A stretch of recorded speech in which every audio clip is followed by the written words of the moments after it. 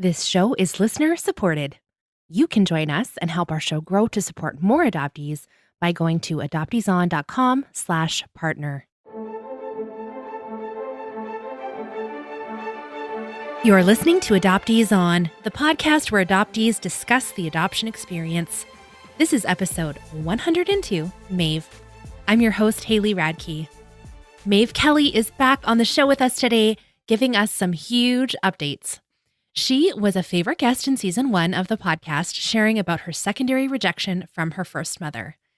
Maeve shares today how she reached out to her half-siblings, what it took for her to face the possibility of more rejections, and how DNA is leaving no room for secrets in adoption anymore. There is also a brand new update in her search for her father. We wrap up with recommended resources, and as always, links to everything we'll be talking about today are on the website adopteeson.com. Let's listen in. I'm so pleased to welcome back to Adoptees On, Maeve Kelly. Welcome, Maeve. Thank you. So it's been a little while since you were on the show. Like only a couple years. And I think you were the second person ever that I interviewed. And oh my gosh. You reached out to me on Twitter. We had no connection. And then we had Zero. this like amazing conversation, and it was like wonderful. And I don't know, I just re-listened to it. So if you want to go back and hear Maeve's story, you can go to season 1, episode 3. That's how far away it is. It feels like a lifetime ago. Right. Yeah, totally. Yeah. But we have had the privilege of meeting in real life, like really in person, since then. And so Maeve has become a really good friend of mine, and I have seen all the things that have happened since we recorded, and you've got some huge updates. So we're going to revisit your story today. I'm really excited about that. But before we do, I'm going to give the fastest Cliff Notes version of your first episode. Okay, are you ready? Oh boy. Okay. Yep. Okay, ready? Here we are. Yep. You had incredible patience with Catholic charities and were back and forth with them for over 10 years before you finally hired an investigator to find your first mother. And you found her, and she didn't want contact, but they finally finagled the deal, so you got one phone call with her. And then you wrote this beautiful letter, and you poured your heart and soul into it. And what you got back in return from your first mother's attorney was a nasty letter and your beautifully handwritten letter and photos of your children. And that's sort of where we wrapped up. Oh, yeah. Ouch. Oh. Yeah. Yeah. Yeah. Yeah. Yeah. Not great. No, not great. And, I'm sort of laughing about that because when we talked, like, it was one of the first times you had shared your story. And, I was just internally weeping through, you were sharing some really, really painful things. And yet you're just such a strong person. And you were talking about how you did want to maybe reach out to some siblings that you have in the future. And I asked you if you knew who your first father was and you hadn't found that out. So where did you go from putting that on pause because it was really painful to have that secondary rejection in such a nasty way? And where have you come out of that in the last couple years? Oh my gosh. What a saga it has been. It has been a very, I mean, as you know, it's when I last spoke with you in that episode, I had known who my siblings were for about 5 years, and I hadn't reached out to them because I just couldn't stand the idea of being rejected again. Mm-hmm. And after talking to you, actually, it really sort of spurred me into action. I realized that I really needed to do that, and that I wasn't ever going to be at peace until I went ahead and made contact with them. Another thing that kind of spurred me into action a couple months after we first spoke was my daughter, my middle child, came down with a strange condition in her eye, where she was feeling a lot of pain sort of around her eye, and she had a droopy eye, and it was really affecting her on a daily basis. And, we took her to, ophthalmologists and neurologists and psychiatrists, and she went to a pain clinic, and we had her at the GP, and no one could figure out what was going on with her eye. And I think it was in the second CAT scan of her brain that she had that, in the 10th time probably that I had to write on the medical forms that I had no idea what my own family medical history was, that I just got angry. And I was tired of not being able to take care of my child, that I felt like I was failing her by not knowing my own family medical history. And, I'd be asked over and over again, is there any, eye disease in the family? And I'd always have to say, I don't know. And I got angry. I was angry at myself for not having the guts to reach out to these, my two siblings and get some answers, at least on that piece, on the family medical history. So that's what really kind of kicked me into motion. And a couple months after we first talked, I went ahead and I wrote identical letters to the two of them. One lives on the west coast of the US, and one lives in the Washington, D.C. area. Wrote them identical letters. I, again, slaved over these letters as I had done with the letter to my mother, and dropped them in the mailbox. This was in March, I believe, of 2016. A couple weeks later, I got a call from my brother.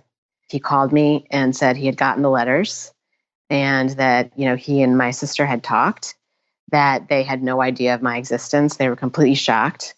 But one thing that they wanted me to know immediately, one thing I'd put in the letter, was that I was anxious to understand if there was any, family medical history that I needed to know about, and in particular, if there was any eye disease in the family. And my brother, when he called me in that very first phone call, said, we want you to know that, our mother is legally blind in one eye from a genetic condition, that went untreated in her childhood. And we thought that was very important for you to know immediately, even if nothing ever comes of our relationship. So that was a big shock, obviously. And, I come to find out that my daughter may have had the same thing. And I, of course, told her medical practitioners that, and they were able to adjust their, prognosis for her and treatment of her, which made me feel better. But in any event, that started a conversation with my siblings. They flew to meet me separately, and I have met them each one time. And overall, Haley, it didn't go very well. Mm. They were very polite and very measured and very distant. My mother had never told them that I existed, and they were told a story that essentially, I had no right to be contacting them, that she was distressed at what had happened, that I had contacted them. And I believe what they were sort of dispatched to do was to give me whatever information that I wanted to ask them about the family, certainly about medical things.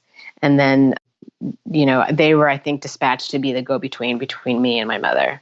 My sister told me some really horrible things in our one meeting, including that my mother had wanted to impart to me that she wanted to kill herself when she was pregnant with me. That's how distressed she was.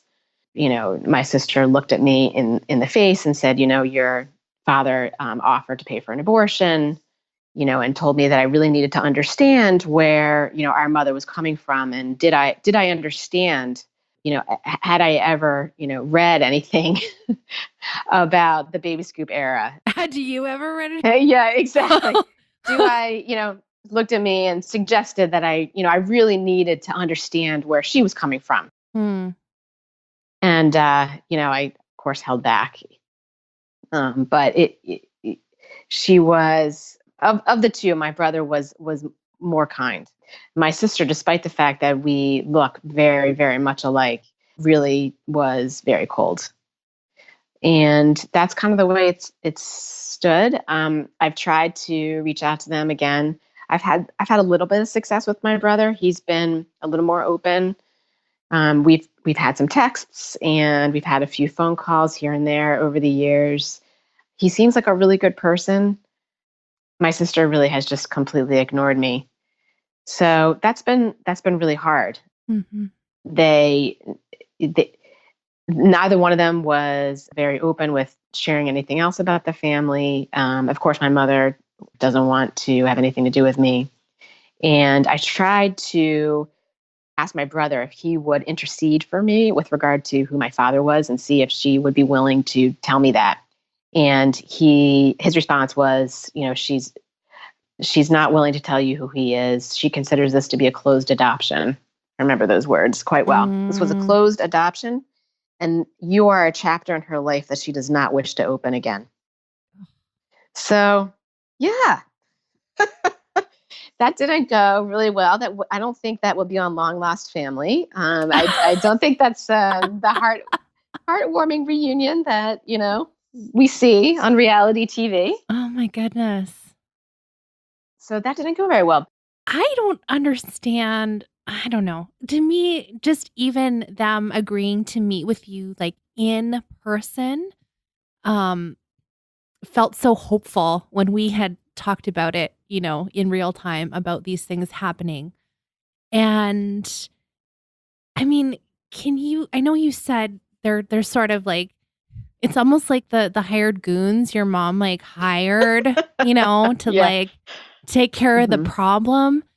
Why the in-person meeting, do you think? It's a really good question. If they just weren't gonna communicate with you after, really, or like this is it, it just seems a little extra to do an in-person meeting. It is really interesting. They really snowed me, and my husband. I mean, he met them too. Like, I had probably an hour to an hour and a half with each of them, and then he kind of like swooped in at the end and met them and shook their hand and stuff. And he really felt like it went well, and that this was the beginning of a little bit of a connection between us. They really put on a good show, but then they just disappeared. Didn't want anything to do with me. Answer your question. I don't know why they would fly to meet me in person. They wanted to get a look at me. I don't know. It's really interesting. I'll tell you though, I will never, never forget what it was like for me to walk into that. So I met my sister first, and we agreed to meet at this sort of a cool little pub in Cambridge. And I took the day off from work. I got my hair done. I got a blowout, as they say, right? And I think I bought a new purse, or I brought my absolute best purse. My husband took the day off from work because I was so nervous about meeting her that I was a wreck. I was a complete wreck. And he took the day off. His whole point of taking the day off was to drive me into the city, which I've driven into a million times. It's where I work, but I was so nervous I couldn't drive. So we get there, we get to Cambridge, and the strength that took me to walk in there, I will just never forget that. I mean, it was like surreal. Like we use and overuse that word so much in adoption land, I feel like, but I mean, that's just the best word to describe it. I mean, I will just never forget walking into that pub and seeing her sitting there. I had never laid eyes in my life on a relative that was not my child. Mm-hmm. This is the first person I had ever seen that was related to me that was not my own child. And it was the biggest moment of my life by far. And I was so proud of myself that I had made this happen. I also felt like it was blasphemy in a way. I grew up with the idea that I was never supposed to look for, my family, that I didn't deserve to know who I was.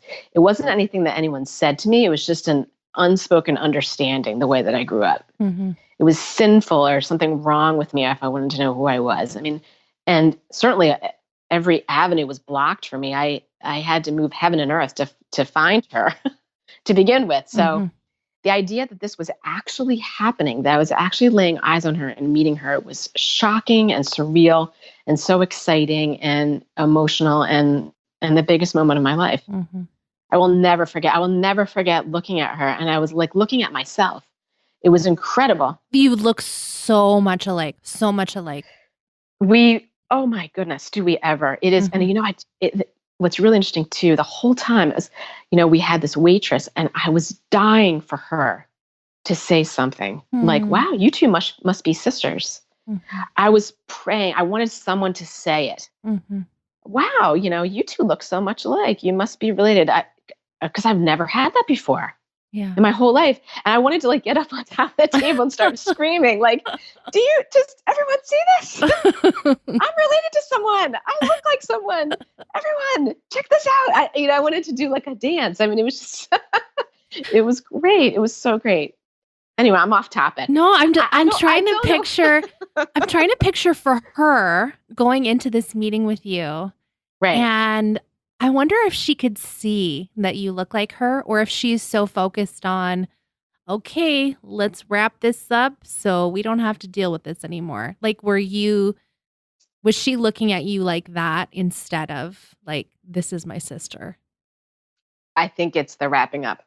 Yeah. Yes. Looking back at the time, I didn't know that, but Mhm. looking back on it now, that's what it was. Mm. It's not nearly the momentous occasion that it is for me. I mean, she's grown up with people that she's related to her entire life. Yeah. Now, she doesn't have another sister.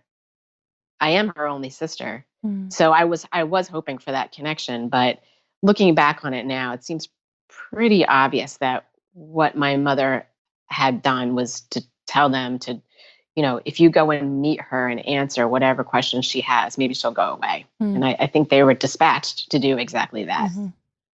And just one other kind of point about this is you've told me before that now you yourself, you and your husband are professionals, successful people, you're doing all right. And you told me that they are both quite accomplished themselves and are, upper middle class kind of situation. And do you think that had any impact? We talk sometimes about this like mythology about, we reach out to first family, but we don't want them to think we're coming for money or, anything like that. Right.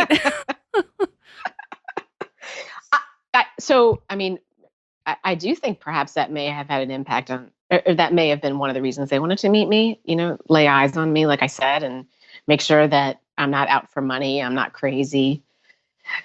I'm not mentally deranged. So that may be it. They are both incredibly accomplished individuals and very intelligent and very well educated. And they both, they're both parents and they have nice families, and we have a lot in common. I was going to say just like you. Well, we do, when I was speaking with my sister, we have the same politics, and I found out we played the same sports growing up. We kind of talk the same way, and we're both, I think, I felt like we had the same sense of humor. I mean, again, I only spoke with her for an hour or so or something like that, but I did really see a lot of similarities with us. And it's too bad that I wasn't sort of allowed to explore any more of that. Yeah. Yeah. Okay. So you asked your brother if you could get any info about who your first father was, because you don't have access to open records. You had your mother's name initially just because of your adoptive parents applied for this particular document right before those records closed. And it was kind of this really special thing. We talked about that in your first interview. It was really remarkable that you had that, but there's no information about your first father. So he says, no, we're not talking about that. We're not going to give you that name. Right. Did you keep searching for your paternal side? I did. Yeah. So my brother was like, go pound sand. And I, I didn't, in all of this, I don't know. I didn't hold it against him. I can't educate him on adoption. And I've said this to him too, because I really do. I wish the best for him, and I really feel for the situation that he's in. I don't think he's a bad person. Mm-hmm. He's in a terrible spot, a terrible spot. I think and it's my mother that's put him in the spot. And I've said to him a million times, like, we don't have to talk about like adoption stuff. Like, how about we just like talk about whatever? And the times that I've, been able to talk to him, I've really tried to get him out of the crosshairs of all of this and just talk about life and what's going on with his family and his job and, politics or travel or whatever, because it's just not his fault, this position that he's been put in. Mm-hmm. My mother put him in this position. And I don't blame him. I really don't. And so after he told me that, why my mother wouldn't tell me who my father was, I let it go with him. I wasn't going to push him anymore. Yeah. But what I did tell him was, well, okay, but I just need to let you know that I have my DNA like in every possible database, and I have for 10 years. I've been doing. I did 23andMe and Ancestry and FTDNA and MyHeritage and you name it. I'm in all of them, and it may take me a long time, and it may cost me some money, and it cost me pain, but I'm gonna find this out. If it kills me, I'm going to find out who my father is. And the other thing is that you need to know is, even though my mother wants to keep me a secret from the rest of her family, and that's exactly what she did. She told my siblings when they came to her. So after I had sent the letter to them, they went to her and said, Mom, do you have something to tell us? Awkward. And she did admit it to them, but then begged them not to tell anyone else in the family of my existence. So that includes, I came to find out 36 cousins on that side. And yeah, begged them not to tell any of, her siblings or any of the 36 cousins, any of their friends. She begged them not to tell any of their friends, which is really interesting, or sort of anyone they socialize with or anyone like that. And they have agreed to that. So I told my brother, listen, two things are going to happen at some point with regard to this DNA. I'm going to find out who my father is. No matter what, I'm going to make this happen. And secondly, someone on our maternal side of the family is going to find out about me at some point, because of those 36 cousins, someone is going to test.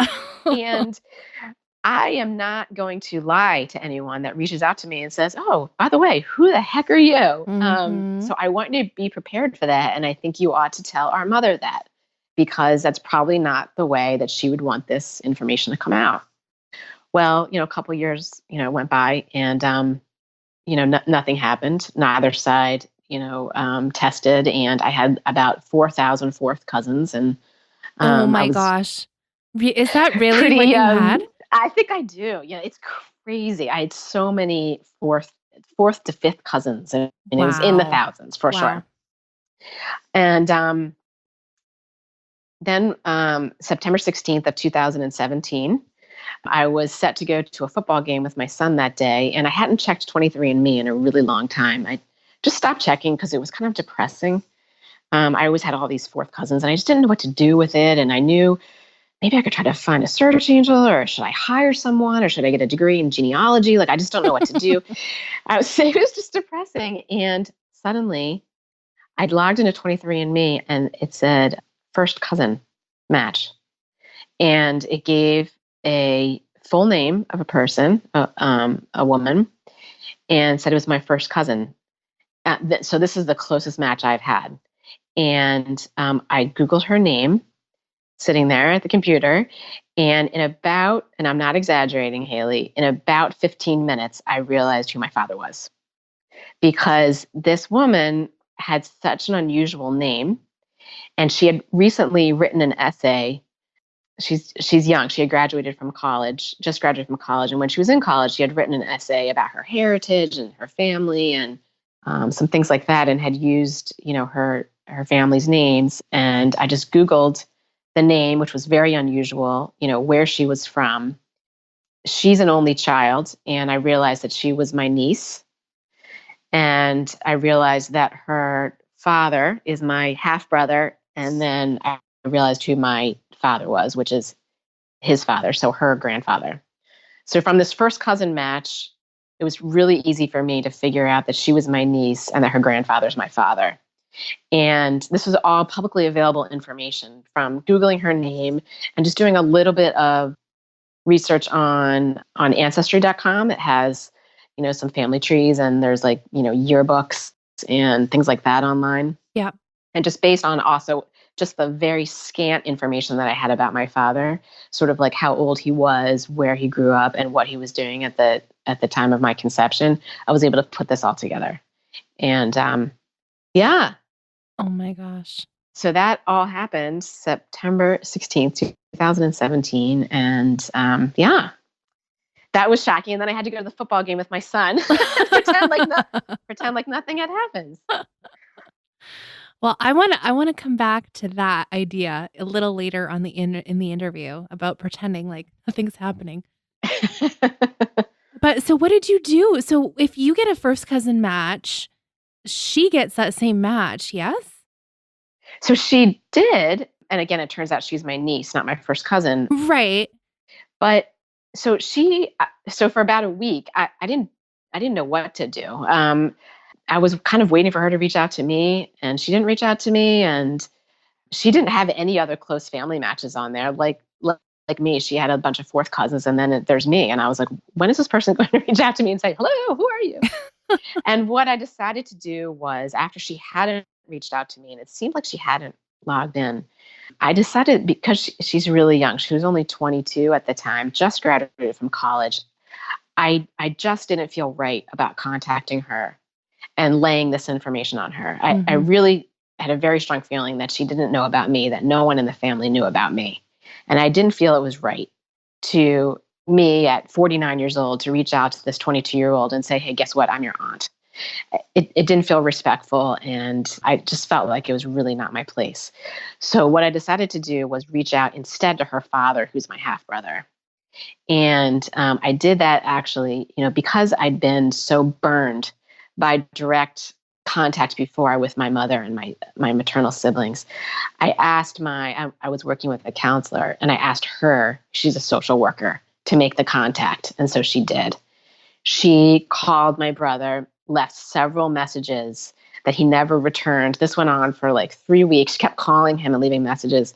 And then finally she left a very sort of substantive, urgent message saying that she was a social worker from Boston, and it was very important that he call her. He finally called her back.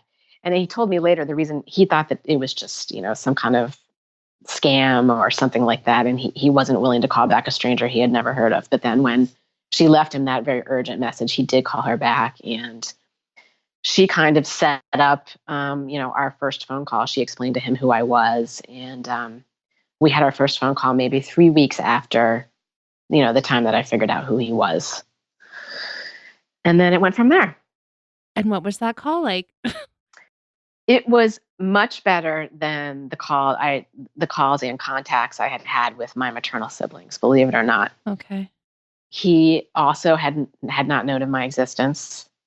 He was incredibly kind, older than me. So it's kind of, I've said before. So I am an oldest child. I'm a youngest child. I'm a middle child, and I'm an only child. I really am. So on the paternal side, I am the youngest. He is, I think 6 or 7 years older than me. And so I'm. And is he the only? He's the only son? No. So yes, he's the only son. But then there's also, I have a sister, his sister as well. I have a half sister. Oh, so you have a brother and sister on both sides.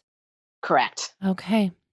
So my father had already had those 2 children when I was conceived, unbeknownst to them and everyone else. Hey, it's all becoming clear now. So I'm like the little sister now that's popping up out of nowhere. Yeah. And I don't know, what it is, but why he was kind and took it very well, but he took it so well. And, he said that he was completely shocked, but he was happy to get to know me. He asked me to take a DNA test, a sibling DNA test through a private company, and paid for that. And I did. and it came back as 99.9% that we were half siblings. Mm-hmm. And then after that, we talked, and we've talked a little bit more than I have with my other brother.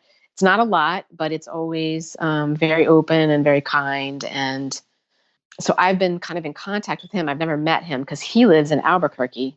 So, not easy to get to. But I've talked to him, here and there since 2017. And after I made contact with him, he told his daughter about me, the one that had originally put her DNA in 23andMe. Okay. And which I felt was the most respectful thing to do. I just felt wrong about telling her myself. So her dad told her, and then I have met her for brunch a couple of times. Oh, because she lives in Boston. Oh. Yeah.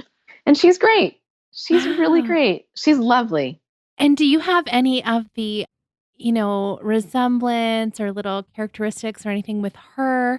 Because you look so much like your maternal side sister that I wondered, do you have any resemblance to the paternal side, I look like my brother, but I look nothing like my niece. Absolutely nothing. I was dying for it when I first met her. I was praying there was going to be something there, but there really isn't. And okay. She is gorgeous. She is super tall and very sophisticated, and I am quite short and not very sophisticated. And we could not look more different. She is so lovely and smart and accomplished, and I feel very blessed, to have her in my life. She's really busy and she's in graduate school right now, but we've gotten together a couple of times, and it's been really great. That's really special. Yeah. It's been really meaningful. Yeah. And, it's a good relationship. It's, how great is it ever going to be when I only meet her when I'm 49 years old? But, it's been really, really sweet, and she's a good person and smart and accomplished, and it's fun to get together with her. She has a new auntie. That's cool. That's right. Okay. Yeah. And so have you reached out any further then to your father, to your sister? Okay. So I just got to prepare myself. I'm ready. Right. Okay. Right. Okay. Saga continues, right? It's always a saga. Sometimes I'm just like, is this really my life? Like, I cannot believe that this is really, I feel like this can't be in my life because it's so bizarre. It's completely stuff that's happening. Anyway, okay, yes. So that was in 2017 that I made contact with my brother and my niece. I did not contact my father until about 2 weeks ago. What? Yep. I knew who he was and where to reach him. And I've been holding off because my brother has been very, I'm not sure what the word is, not very encouraging of my reaching out to him. He feels quite strongly that my father would not be receptive and was worried about the reaction that I would get. How old is he? How old is your first father? 82. Okay. And so I have been, as you know, so burned and so hurt, and I just didn't have it in me. I just trying to work on the relationships with my brother and my niece, and still trying to hold on, salvage something on the maternal side. And I just felt like, I'll do that and try to see where that goes. And I kind of let the thing go with my father until about 3 weeks ago. And finally I felt like, okay, I need to do this. He's 82 years old, and I'm going to grit my teeth, and I'm going to send this letter, and I'm just going to do it. Because I will never regret not trying, but I will regret. I will never regret trying, but I will regret not trying. And he's not getting any younger at 82, and I just needed to do it. So I did. This time, unlike in the past, I did not slave over a letter. I did not spend days. I did not spend weeks. I didn't even spend an hour. I wrote that letter in about 10 minutes. I'll be damned if I'm going to bleed all over a page again for someone to reject me. That was not happening. Well, yeah. You've also written a few of them, so now you got the chance. Right. That's the other thing. I'm a pro. Did you just print off the other one and be like, nope, not that paragraph. No, this one. Seriously, cut and paste. Yeah. No, I banged it out in like 10 minutes and I was just very straightforward. I think because I was just bracing for a rejection, I was bracing for a violent rejection. I was bracing for another legal letter. I was bracing for nastiness. And so I almost went into it with my backup. And the letter was less than a page and it just said, "This is who I am. This is my name. I am your daughter. I have established this fact through various, things, including but not limited to DNA testing, genealogical research, and interviews. I was not messing around with this." And I ended it with, "I hope that we can have, when you're ready, you could contact me. I would love to make a connection with you." And of course, I threw in there the stuff about, "I'm not here to disrupt your life," and blah, blah, blah, which we always need to say because God forbid, we're probably out for money or we're crazy or something. So you have to throw that stuff in there. And then I also included, at my counselor's insistence, pictures of myself. Again, I did the pictures of my children. And I didn't want to do it this time because of what had happened with my mother, how she had sent those pictures back and it hurt so much. And I didn't want to put myself out there again. Yeah, but what did your counselor say to you? Why did she say that was important? You need to humanize yourself, and she said, for better or for worse, people who get these sort of letters, they do absolutely think about, "You're crazy, you're out for money, there's something wrong with you. You need to send the pictures to show that you're a real person." And she also advised me, listen to me, you look like your father. Because I've shown her pictures of my father. And she was pretty insistent on that, he's going to see you and there's going to be no doubt in his mind. And he's going to see you and your family and you're going to humanize yourself and you're less likely to be rejected. So I said, all right, you better be right about this. Turns out, I sent this letter on a Saturday. And on a Tuesday, the next Tuesday, 3 or 4 days later, he called me on my cell phone. I was walking the dog in the dark and, with my flashlight. And I pick up the phone and it's him. I could not believe it. I was fully expecting that this would have taken weeks or months or years, or there would have been no response. Never expected to have gotten a response that quickly. And he was the opposite of what I expected and also the opposite of what my brother had predicted. He was incredibly forthcoming. He kept me on the phone for about an hour and told me all about his relationship with my mother. He said that they had a long and loving relationship, that he was proud of the relationship, that they had been together for several years, including after I was born. They continued to see each other, that he loved her very much. She was a very important person to him, that he was so glad that I had contacted him, that he felt like it was a blessing, that these are his exact words, that he was happy that I was his daughter and that he wanted to continue to have a relationship with me. You could have knocked me over with a feather. I was absolutely gobsmacked by this. This was the last thing I thought was going to happen. Yeah. You're shocked. I don't know this part. You're silent. I didn't know this part. Haley Radke is struck dumb. Silence right struck now. Dumb. Wow. What? Maeve, right. I'm so happy. I'm crying. Oh my gosh.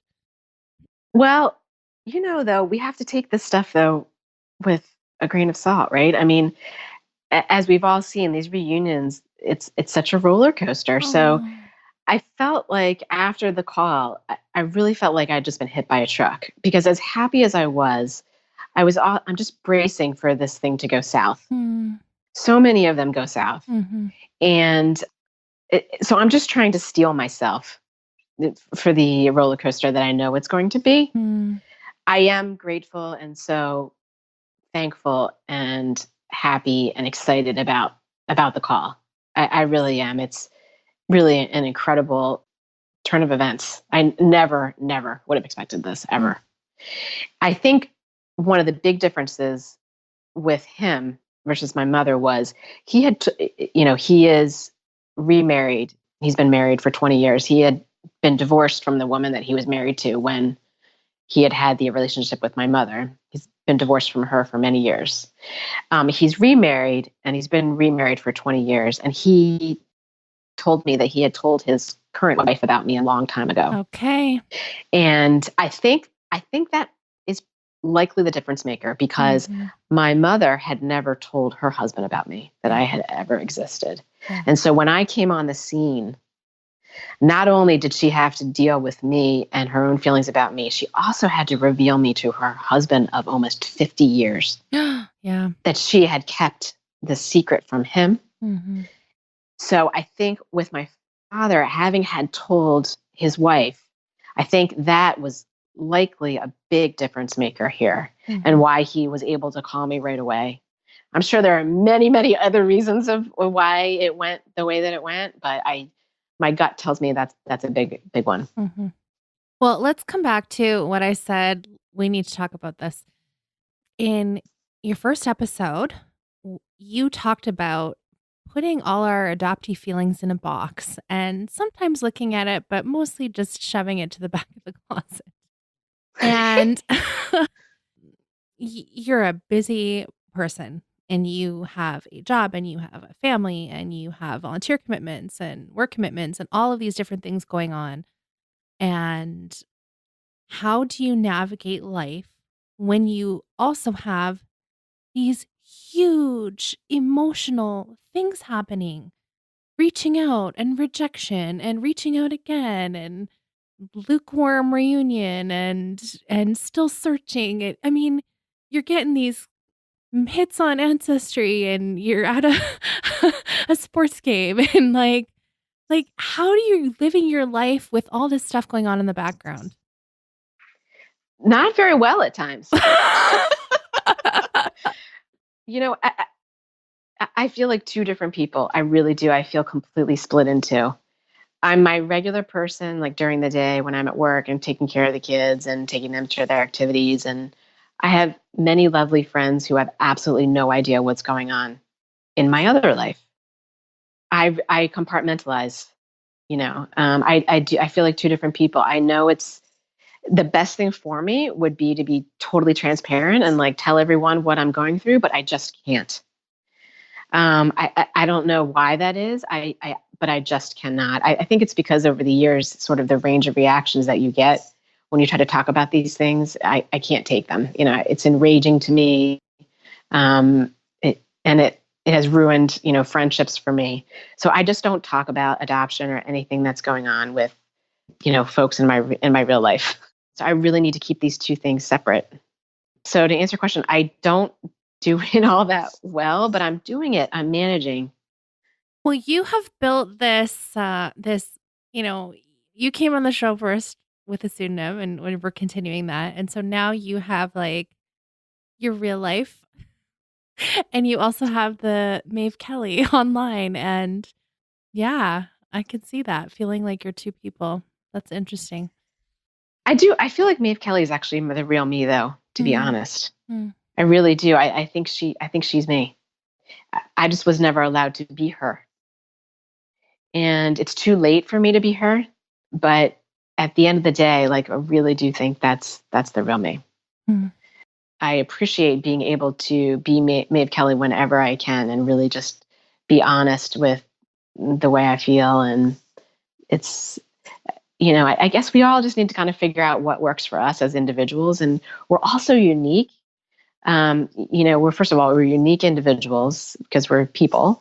And then we grew up in unique circumstances, and we had, our parents are unique, our adoptive parents, and, our reunion stories or lack thereof is very unique. And so I think we all just kind of have to manage the way that we can manage as best as we can.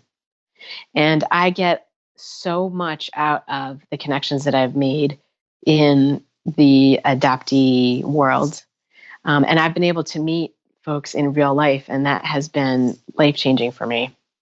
I met you, obviously. I met Katrina. I met Pamela Karanova. I've met Carrie. I'm having dinner next week with a good friend named Rachel, who's a friend of a friend who's also adopted. And that is our only connection, is that we're adopted. And we get together and have dinner, and we can't stop talking for hours. Just an immediate connection. I've met a woman from Ireland whose name is Maggie, who came over to the Cape last summer, and we met up and talked for hours. Consider her to be a good friend now. So I feel like I'm able to get sort of like the support I need from, some of these really, really lovely, amazing, strong women that I've connected with on Twitter or Facebook or in other ways. And that's kind of how I manage. Sounds good. Okay, I know we're coming to the end of our time. And before we do recommended resources, is there anything that I didn't ask you about that you really want to share? And the other question I have for you is just advice for people who have been in a similar situation to you and have been either rejected or have these sort of like lukewarm contact, or you kind of get the sense that they really don't want to be in touch with you. Do you have anything, just advice or just, something to say to another adoptee just like you that was in that kind of situation? Well, first, you said if there's anything else. Well, one thing is on my maternal side, the secret is out of the bag also through ancestry, because my first cousin on that side tested. And so my mother eventually had to reveal to her siblings that I exist. So Well, there that you is go. another piece. Okay, that's another thing I'm dealing with. But yep. do I have advice? I guess one piece of advice would be never give up. Even though I, at times, after my mother sort of relayed to me through my brother that she would never tell me who my father was. And getting that information and then sitting down at the computer and looking at my 4,004th cousins and not having any idea where to begin and realizing he was in his 80s, I was absolutely despondent. I was at the despairing, just absolutely despairing that I was never going to find him.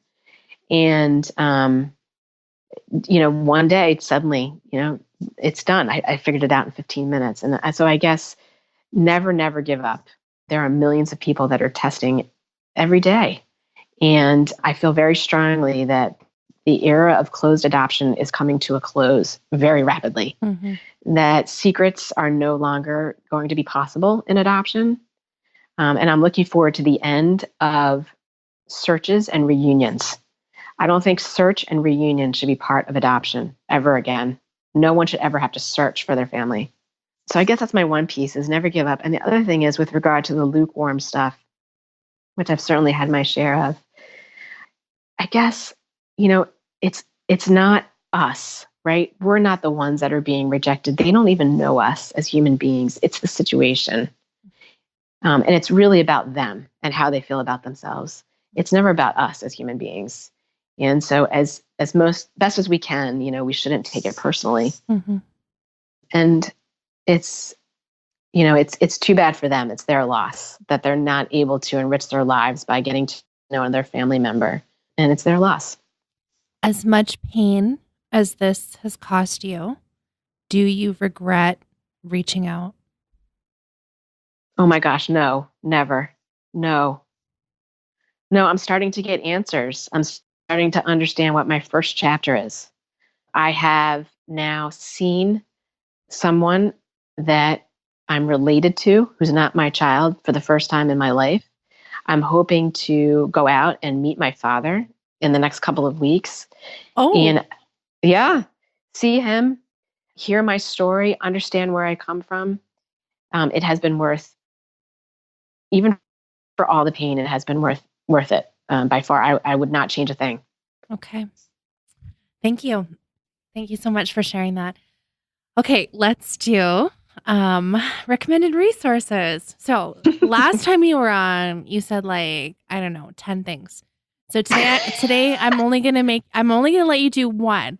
I'm gonna go first. All right. So I don't know how I came across this. A couple weeks ago, this just popped up in my Facebook feed, and it is a Facebook page called Yes, I'm Adopted. Don't Make It Weird. I love it already. Yes. So there's a Facebook page and there's also a YouTube channel. And from what I can tell, it looks like it started in 2017. And there are two transracially adopted people, Brett and Dave O, who do these videos that are usually seems like between 10 and 15 minutes. And they are talking about a different aspect of adoption. And they're really funny. And I've seen them recommend The Primal Wound and Coming Home to Self, which are clues to me that they kind of get it. And they have a lot of little lighthearted takes on adoption. I haven't watched all their videos. There's a lot of them. But they also have some serious ones, like talking about trauma and grief in adoption. The one caveat I will give is that it seems mostly that their audience is very largely adoptive parents who have adopted transracially and often will have their children are teenagers. And so they're looking for resources and stuff. So I think it's a wonderful resource for sure in that situation. I wouldn't say it's probably as, in-depth feelingsy as maybe this show is. But I think there's a lot of wisdom there, and they share on, like I said, on a lot of different topics. And I think that Yes, I'm Adopted. Don't Make It Weird. I think it's a great resource, and I hope that people check it out and see if they can find a video or two that they're like, oh yeah, me too.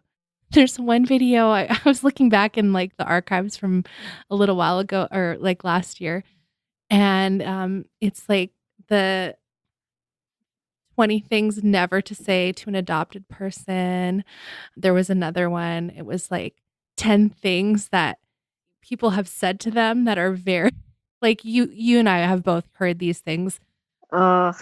And they're funny, they riff on it, and yeah, it's kind of fun. So anyway, if you need a little lighthearted adoptee talk, this is a good one to go. Yeah. Don't we need it sometimes? I'll tell you have to laugh sometimes. The whole thing is just so ludicrous.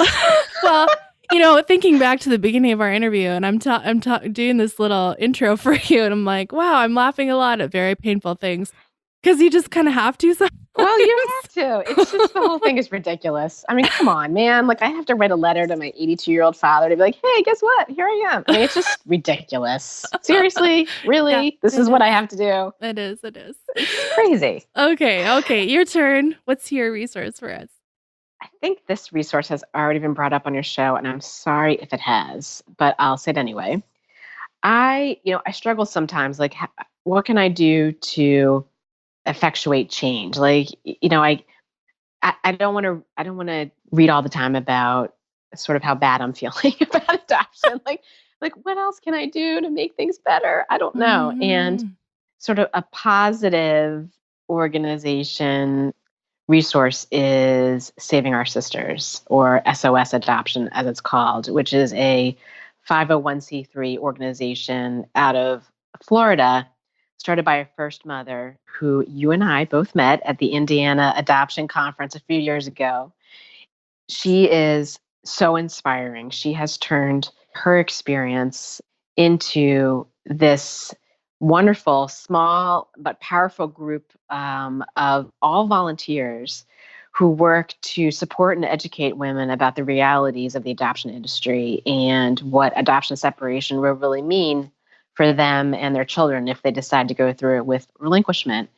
She has an army of women called Sisters on the Ground. And again, they're all volunteers. And when she finds out about a woman who has made an adoption decision, and has decided not to go forward with it, or someone who's just wavering in adoption, one of these sisters on the ground will go out to wherever this person is, sometimes drive for hours just to meet with her, support her, sometimes actually have to intercede on her behalf, because sometimes when women decide not to go forward with an adoption, the adoption agency can do, as you know, some pretty horrendous things to try to make that adoption go forward. And I've seen situations where sisters on the ground, literally had to, stand in front of a woman and, demand her baby and what have you, and get police involved and stuff like that. And this organization is just so great. It's protecting women, supporting women, and it's a positive thing. I'm searching for something positive to recommend, because I feel like I can't go back in time and prevent my adoption. There's nothing I can do about that. I can't go back 50 years and prevent this from happening. But if I could do anything and support an organization from, sort of preventing the same thing from happening to someone else, even one person, I just feel like that would be something that I can support and get behind, and makes me feel good. So I support them, and they have a wonderful board of directors and an incredible group of volunteers, and I can't say enough about them. So it's SOS Adoption. I think it's at SOS Adoption or something like that on Twitter. I'll make sure to link to them in the show notes, and also their Facebook page. They'll say, okay, we need somebody in, name a state. Kalamazoo. Kalamazoo, Michigan. Yeah. I'm just like, Canada. No, that's where I live. Yes. We need someone in this state. Is anybody close by? So I love that it's something that we can actually participate in. And sometimes they'll post a specific fundraiser for maybe helping a mom cover, first and last month's rent. Or I've seen people do, like a little Amazon wish list, and then you can just send them something from that, like a little baby shower situation to celebrate, like, as you said, these women are often have made a difficult decision and have changed their mind, and they're going to parent. And so they don't have, all the stuff that they're, need, the car seat and all those things. And so It's amazing to just be like, okay, we're going to be their community and step in and give them those things that they need to start out. And often, as the founder has, she said to us, at the dinner we had, $500 can make a difference for a mom, whether or not she chooses to parent, which is insane to me. $500 will make a difference. It does. And that can be just, car seat, crib, and a little bit, a couple months worth of diapers, and she's, ready to go. So exactly. Yeah. Exactly. Exactly. And when you think about the lifelong impact of adoption versus like $500, I mean, right. Sometimes how much has your therapist charged you over all these years? Mine has made more than $500 off of me. Just saying. Okay. Oh my goodness. Yeah. Well, thank you so much for sharing an update to your story. And you were talking about how you felt really brave, and I think you're just, oh my gosh, you are one of the bravest people I know, and you're so resilient, and to go forward with some of those really challenging conversations and things, and still be searching and still reaching out, like, even after some of the horrible things that have been said to you. I mean, you're just such an incredible person, Maeve. I'm so glad to know you and have you as a part of my life. Oh, thank you so much, Haley. I feel the same way about you.